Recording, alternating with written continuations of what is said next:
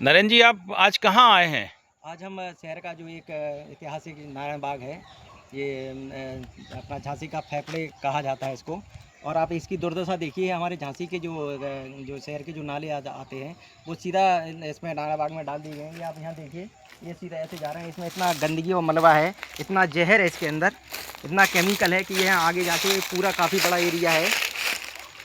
आगे का वो सामने देखिए, ये काफ़ी बड़ा एरिया है, ये पूरा सूख गए हैं। यहाँ पे हज़ारों पेड़ सूख गए हैं। यहाँ पे ऐसे देखेंगे आप, इस साइड भी, पीछे की साइड, पीछे की साइड यहाँ से जो आ रहा है, काफ़ी बड़ा एरिया, इसमें गाद भरी हुई है और इसमें केमिकल भरे हुए हैं। ये सारे ये सूख गए हैं। ये हमारा कहने का ये है तात्पर्य कि ये जो पार्क जो बनाए जाते हैं, ये हमारा आज से लगभग 45 वर्ष पहले यहाँ पे एक बड़ा पार्क प्रस्तावित किया गया था। इसलिए किया गया था कि ये झांसी की जनता को स्वच्छ वायु मिल सके और झांसी का वातावरण शुद्ध रहे। लेकिन आप इसकी दुर्दशा देखिए, यहाँ पे कई प्रतिनिधि आए और गए, कई पार्टियों के बने हैं, लेकिन किसी की इस तरफ बिल्कुल भी ध्यान नहीं जा रहा है। और ये पूरा इसको विकसित कराने के बजाय इसको पूरा नष्ट कर दिया गया है। इसमें यहाँ पे हज़ारों पेड़ काट दिए गए हैं। और ये, जबकि ये तो हमारी जनता के लिए स्वच्छ हवा देता है, उनको बीमारियों से मुक्त रखता है। आज यहाँ पे जो प्रदूषण जो बढ़ गया है हमारे झांसी में, अगर आप झांसी में देखेंगे कई बुजुर्गों की और बच्चों की बहुत ज़्यादा तबीयत ख़राब हो रही है। मेडिकल भरे पड़े हैं ऑक्सीजन से। आप देखेंगे ऑक्सीजन के लिए आजकल लग रहे हैं इनको, और बीमारियां, कई तरह की बीमारियां भी हो रही हैं। ये तो एक ऐसा हमारा अधिकार है जिसको हमारे संविधान ने दिया है, सुप्रीम कोर्ट ने भी दिया है, इसको कोई छीन नहीं सकता है। अब बशर्ते ये बात एक अलग है कि अगर हमारी झांसी की जनता ही इस पर मौन रह जाए, कुछ बोले ना, तो भला ही इसको ये जो हमारे भ्रष्टाचारी ये छीन ले जाएंगे। जैसे आपने एनजीटी में बताया है कि नारायण बाग के लगभग 15 एकड़ भूमि से नाले का निर्माण कर दिया गया है, तो क्या, मैं आपसे प्रश्न पूछ रहा हूँ, मुझे इतनी जानकारी नहीं है, क्या किसी बड़े पार्क में से होकर नाला गुजारा जा सकता है? नहीं, बिल्कुल, ये तो मैं कहना चाहता हूँ आपसे कि ये देखिए, ये हमारे जो सुप्रीम कोर्ट हैं और हमारे के जो कानून बने हैं, उनके हिसाब से आप कंक्रीटीकरण नहीं कर सकते। और शहर के नाले निकालने के लिए नहीं होता है ये।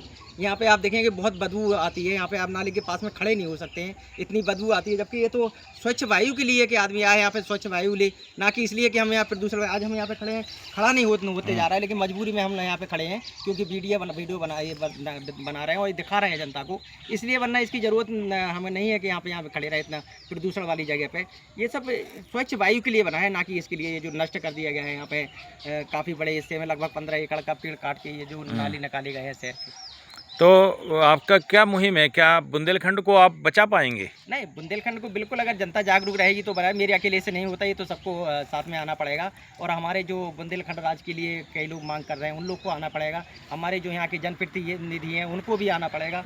ये बड़ा अफसोस की बात है कि ये लोग आते हैं, सत्ता में पहुँचते हैं, बस अपना विकास करते हैं, यहाँ का विकास नहीं करते, ना ही हमारी जो धरोहर है उसको बचा रहे हैं। जैसे कि कभी आप एक दिन मैंने आपकी न्यूज़ पढ़ी थी, जागरण अमर उजाला में भी निकला था कि वन विभाग ने अपने आगे के जो इनका ऑफिस से कार्यालय है, वहाँ के भी उन्होंने पेड़ काट दिए हैं। पहले पेड़ थे, लेकिन पेड़ काट दिए और अपने ऑफिस के चारों ओर भी कंक्रीटीकरण कर दिया है। क्या है ये मामला? ये बिल्कुल, आप देखिए ना, ये तो ये जो हमारा जो वन विभाग रहता है, और इनका तो सबसे बड़ा तो काम इन्हीं का है पेड़ बचाने का। लेकिन ये खुद ही अपने जो इनके जो कार्यालय है उसके सामने जो पेड़ खड़े हुए थे, उनको पहले इन्होंने कंक्रीटीकरण किया उनका जैसे हमने इसका फोटो लगाया तो इन्होंने उसको जड़ से ही काट दिया गया है। मतलब इनको जो बचाने की इनको जिम्मेदारी दी गई है, वही खुद नष्ट कर रहे हैं। तो हम आम जनता से और अन्य विभागों से क्या उम्मीद करेंगे? तो आपको लगता है जैसे लक्ष्मी ताल को समाप्त करने की मुहिम चल रही है, आरती तालाब को समाप्त करने की मुहिम चल रही है, वैसे ही क्या हमारे नारायण बाग को समाप्त करने के लिए या इसको छोटा करने या इसको लगभग नेस्तनाबूद करने का क्या षड्यंत्र नहीं हो रहा है? ऐसा नहीं लग रहा है आपको? नहीं, ये षड्यंत्र ये इतना छोटा नहीं है जितना आप बता रहे हैं। ये षड्यंत्र तो बहुत कुछ है। ये झांसी की जो जनता है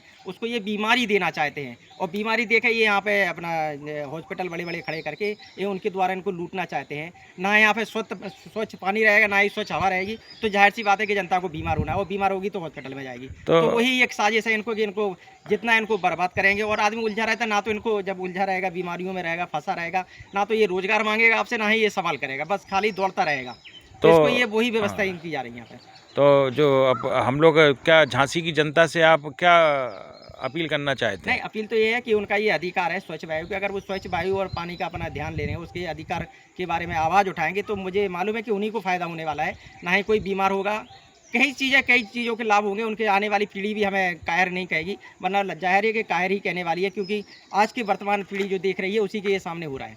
तो ये हमारे नरेंद्र जी हैं, ये एनजीटी में मामले उठाते हैं, और जब ये पर्यावरण के अगल बगल से निकलते हैं और उसका दोहन देखते हैं तो इनकी आत्मा को बहुत कष्ट होता है।